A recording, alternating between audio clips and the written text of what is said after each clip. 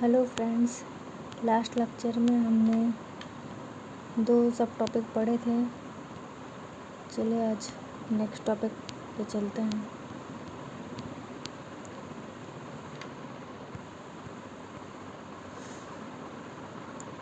International big cat alliance सुर्खियों में क्यों है?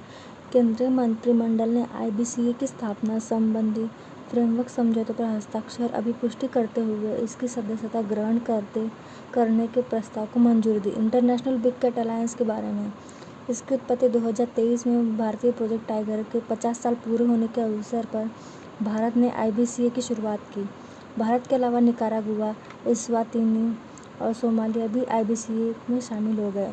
इसका मुख्यालय भारत में है। इसका उद्देश्य बिग कैट की 7 प्रजातियों और उनके पर्यावरण के संरक्षण के लिए वैश्विक सहयोग को मजबूत करना है। ये 7 प्रजातियां हैं: बाघ, शेर, तेंदुआ, हिम तेंदुआ, चीता, जगुआर और प्यूमा। भारत में प्यूमा और जगुआर नहीं पाए जाते। शेष 5 बिग कैट्स की प्रजातियां यहाँ पाई जाती हैं। IBCA बहुराष्ट्रीय और बहु-एजेंसी गठबंधन है। इसकी भागीदारी निम्नलिखित हैं। बिग कैट्स के परिवेश वाले 95 देश हैं। वे देश जहाँ बिग कैट्स की प्रजातियाँ नहीं पाई जाती लेकिन वे इनके संरक्षण में अभिरुचि रखते हैं। संरक्षण भागीदार और संबंधित वैज्ञानिक संगठन हैं। संयुक्त राष्ट्र के सभी सदस्य IBCA के सदस्य बनने के लिए पात्र हैं। 9 अंतर्राष्ट्रीय संगठनों ने भी IBCA का भागीदार संगठन बनने के लिए सहमति व्यक्त की है। वित्त पोषण इसका है। भारत ने 2023-24 से 2027-28 तक 5 वर्षों के लिए 150 करोड़ रुपए का बजटीय समर्थन देने की घोषणा की है। बिग कैट्स की संरक्षण नीति IUCN रेड लिस्ट स्थिति एंडेंजर्ड। बाघ एंडेंजर्ड की श्रेणी में है। शेर, चीता, हिम तेंदुआ और तेंदुआ इसे वल्नरेबल की श्रेणी में रखा गया है। वहीं जगुआर को नियर थ्रेटन में और प्यूमा को लिस्ट कंसर्न में रखा गया है। भारत में बिग कैट्स की 5 प्रजातियां वन्यजीव संरक्षण अधिनियम 1972 के अनुसूची 1 और 4 तथा सिटीज के परिशिष्ट 1 में सूचीबद्ध है। अगला टॉपिक, हाथी गणना 2023। हाल ही में दक्षिणी राज्यों में समान अवधि में हाथियों की गणना की गई। हाथी गणना रिपोर्ट के मुख्य बिंदुओं पर एक नज़र डालते हैं। कर्नाटक में 6000 से अधिक हाथी मौजूद है। यह दक्षिणी राज्यों में शीर्ष स्थान पर है। किशोर हाथियों 10 वर्ष और उससे कम आयु में उच्च मृत्यु दर, जिसमें 40% व्याप्त है। इसके पीछे एलिफेंट एंडोथेलियोट्रोपिक हर्पीस वायरस जिम्मेदार है। भारतीय हाथी की संरक्षण स्थिति है एंडेंजर्ड, जिसे WPA 1974 अनुसूची 1 में सूचीबद्ध किया है। इसका पर्यायवास है मध्य और दक्षिणी पश्चिमी घाट, पूर्वोत्तर भारत, पूर्व और उत्तरी भारत तथा दक्षिणी प्रायद्वीपीय भारत के कुछ हिस्सों में पाए जाते हैं। कुल वन्य एशियाई हाथियों की 7% से अधिक आबादी भारत में पाई जाती है। कर्नाटक में हाथियों की संख्या सर्वाधिक है। इसके बाद असम और केरल का स्थान आता है। कुमकी हाथी यह भारत में कैप्टिव एशियाई हाथियों के लिए इस्तेमाल किया जाने वाला एक शब्द है, जिन्हें जंगली हाथियों को नियंत्रित करने के ऑपरेशन के इस्तेमाल में इसे प्रशिक्षित किया जाता है। इनकी विशेषताएं: ये अत्यधिक बुद्धिमान प्राणी होते हैं। इनमें मजबूत पारिवारिक बंधन और बेहतर संचार कौशल भी देखा गया है। यह एशियाई हाथियों की 3 उपप्रजातियों में से एक है। अन्य 2 उपप्रजातियां सुमात्रन और श्रीलंकन हैं। इनका जीवन काल 60 से 70 वर्ष का होता है। इनका गर्भाधान अवधि 20 से 22 महीने की होती है। हाथियों के झुंड का नेतृत्व झुंड की मुखिया होती है। कौन? उस झुंड की सबसे उम्रदराज हाथिनी होती है। इनको खतरा किस चीज़ से? मानव बस्तियों के बसने, कृषि उद्योग के विस्तार, मानव हाथी संघर्ष, अवैध शिकार आदि के कारण हाथियों के परिवार को सिकुड़ रहे हैं या अलग अलग हिस्सों में बंट रहे हैं। संरक्षण संबंधी प्रयास किए जा रहे हैं, जैसे हाथी परियोजना, यह 1992 में शुरू की गई थी। हाथी की अधिक संख्या वाले 14 राज्यों में 33 हाथी रिजर्व स्थापित किए गए हैं। एशियाई हाथी और अफ्रीकी हाथी में अंतर, जैसे हम देख सकते हैं फोटो में सूचक दिखा रहा है। फोटो में पहला तो फोटो ही दिया है, दूसरे सूची में दूसरे रो में दिया है। एशियाई हाथी एंडेंजर्ड और अफ्रीकी हाथी में 2, जो सवाना हाथी और वन हाथी। सवाना हाथी एंडेंजर्ड में आता है और वन हाथी क्रिटिकली एंडेंजर्ड में आता है। इनका आकार, एशियाई हाथी का आकार छोटे आकार के होते हैं। इनका वजन 3000 से 6000 किलोग्राम के बीच होता है। वहीं अफ्रीकन हाथी बड़े आकार के होते हैं। इनका वजन 4000 से 8000 किलोग्राम के बीच होता है। एशियाई हाथियों का कान गोलाकार व छोटे कान होते हैं। वहीं अफ्रीकन हाथियों के कान पंखाकार व बड़े कान होते हैं। एशियाई हाथी के त्वचा अपेक्षाकृत मुलायम त्वचा होते हैं। वहीं अफ्रीकन में त्वचा अधिक झुर्रियों से युक्त है। झुर्रियों से युक्त यही हमें दर्शाता है कि अफ्रीका किस रीजन, किस अक्षांश पे अवस्थित है।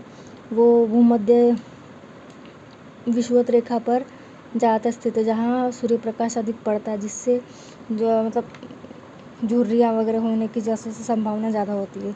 इसलिए शायद इसीलिए लिखा होगा त्वचा अधिक झुर्रियों से युक्त है, इसीलिए उनके भौगोलिक परिस्थितियों के अनुसार उनका ऐसा स्ट्रक्चर है। हरहेड या माथा, इनका माथा कैसा है? एशियाई का माथा जुड़वा और गुंबद वाला सिर है। वहीं अफ्रीकन का माथा एकल गुंबदीय सिर है, जैसे यहाँ देखा जाता है। जुड़वा, एशियाई हाथी कैसा? जुड़वा, इनका माथा जुड़वा दिखता है। वहीं अफ्रीकी हाथी में एकल माथा दिखाई पड़ता है, एकल गुंबद जैसा। इनके दांत, एशियाई हाथी में कुछ नर एशियाई हाथियों के दांत होते हैं, हथिनियों के दांत नहीं होते हैं। केवल मूल प्राथमिक दांत पाए जाते हैं। वहीं अफ्रीकी हाथी और हथिनी दोनों के दांत होते हैं। Next topic, state of the rhino 2024 की रिपोर्ट आई है। इसमें इंटरनेशनल राइनो फाउंडेशन ने स्टेट ऑफ द राइनो 2024 की रिपोर्ट जारी की। इसका तथ्य क्या है? IRF विश्व भर की गैंडा प्रजातियों के अस्तित्व को बचाने के लिए कार्य कर रहा है। इस संगठन की स्थापना 1991 इंटरनेशनल ब्लैक राइनो फाउंडेशन के रूप में की गई थी। रिपोर्ट के मुख्य बिंदु क्या है? राइनो के सभी 5 प्रजातियों को मिलाकर दुनिया में लगभग 28,000 गैंडे शेष बचे हुए हैं। 2022 से 23 के बीच में अफ्रीका में गैंडों के अवैध शिकार 4% की वृद्धि की दर्ज की गई है। 2022-23 के बीच सफ़ेद गैंडों की संख्या में वृद्धि हुई है, लेकिन एक सींग वाले गैंडों की संख्या लगभग स्थिर रही है, जो भारतीय गैंडा है।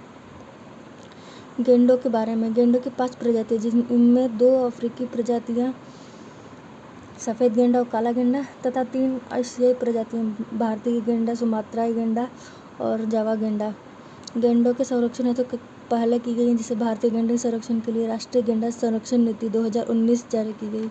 एशियाई गैंडों पर नई दिल्ली घोषणा 2019 जारी किया गया। इंडियन राइनो विजन 2020 जारी किया गया आदि। अफ्रीकी गैंडे और एशियाई गैंडे के अंतर बीच, अफ्रीकी गैंडा आकार में सफ़ेद गैंडा हाथियों के बाद जमीन पर रहने वाला दूसरा सबसे बड़ा स्तनपायी है। वहीं एशियाई गैंडे का आकार भारतीय गैंडा सभी एशियाई गैंडे प्रजातियों में सबसे बड़ा है। अफ्रीका गैंडा रंग रूप व्यवहार में इसका कवच जैसे दिखाई देने वाली गांठदार त्वचा बहुत कम होती है।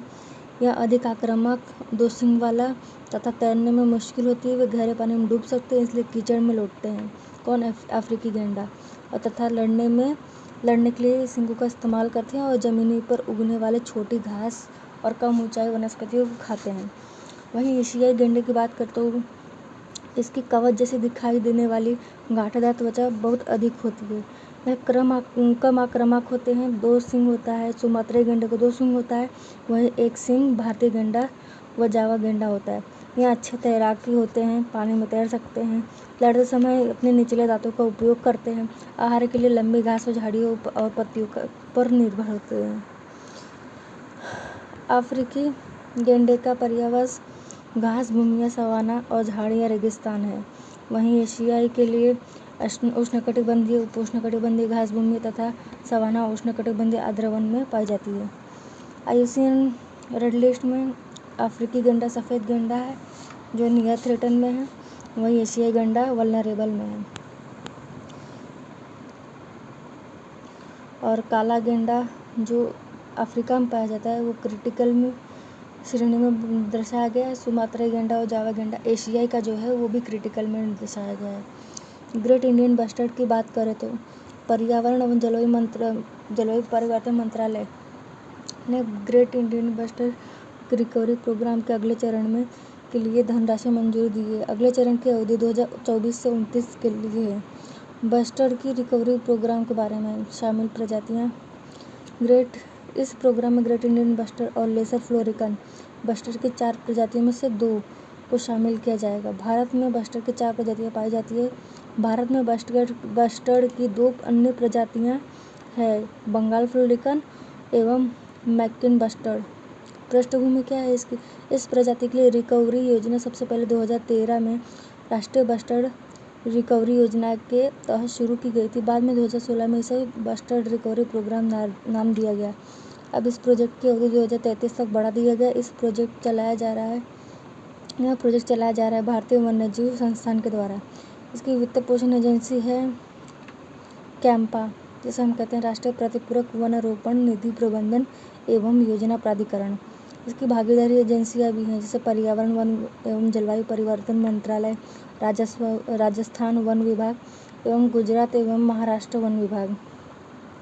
इस प्रोजेक्ट का उद्देश्य है conservation breeding, great Indian bustard और लेसर फ्लोरिकन का बाह्य स्थानीय एक सितु संरक्षण सुनिश्चित करना, व्यावहारिक अनुसंधान क्षमता निर्माण और आउटरीच सर्जिकल हैबिटेट मैनेजमेंट का प्रायोगिक कार्यान्वयन करना।